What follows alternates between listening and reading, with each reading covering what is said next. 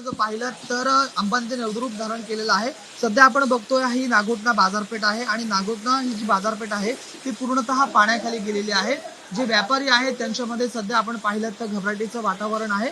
एकंदरीत आपण जर बघितलं तर रायगड जिल्ह्यामध्ये मागील 3 ते 4 दिवसापासून मुसळधार पाऊस बरसत आहे आणि त्यानुसार आपण जर बघितलं तर रायगड जिल्ह्यातील या नागोठणे शहराला आता त्याचा मोठा फटका जो आहे तो बसताना दिसत आहे। रायगड जिल्ह्यातील नागोठणे येथील आंबा नदी जी आहे त्याची पाणी पातळी जी आहे ती 10.20 मीटर वरती गेलेली आहे आणि नदीकाठची जी गावं असतील त्यांना सतर्कतेचा इशारा जो आहे तो प्रशासनामार्फत देण्यात आलेला आहे। जे सकल भागातले घरं असतील त्यांना आता प्रशासनाने सुरक्षित स्थळी जे ते हलवलेलं आहे।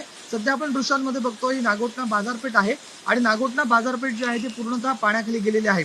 अजून देखील सध्या रायगड जिल्ह्यामध्ये मुसळधार पाऊस बरसत आहे आणि पुढील 3 तास जो आहे तो रायगड जिल्ह्यामध्ये मुसळधार पाऊस बरसण्याचा इशारा जो प्रशासनामार्फत देण्यात आलेला आहे। आपल्यासोबत काही व्यापारी आहेत, आपण त्यांची प्रतिक्रिया घेऊया। नेमकी काय सांगाल एकंदरीत? मी नागोठणे जल असोसिएशनचा अध्यक्ष संजय जोशी बोलतोय।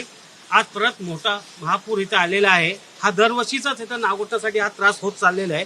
ह्याच्यासाठी अंबा नदीचं नेमकी घबराटीचं वातावरण आहे, आता पाणी पात्र वाढतंय, पूर्ण घबराटीचं वातावरण चाललेलं आहे। सकाळीपासून लाईट नाहीये, 5 तास झालेला आहे, लाईट पण नाहीये, पूर्ण बाजारपेठेत पाणी शिरलेलं आहे।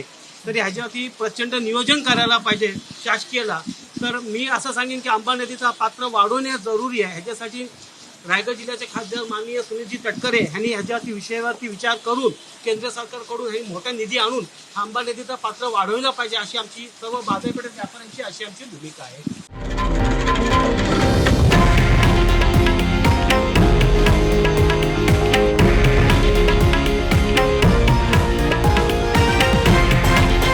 हे आहे देशातील नंबर 1 न्यूज नेटवर्क आणि आपण पाहत आहात TV9 मराठी, एकमेव।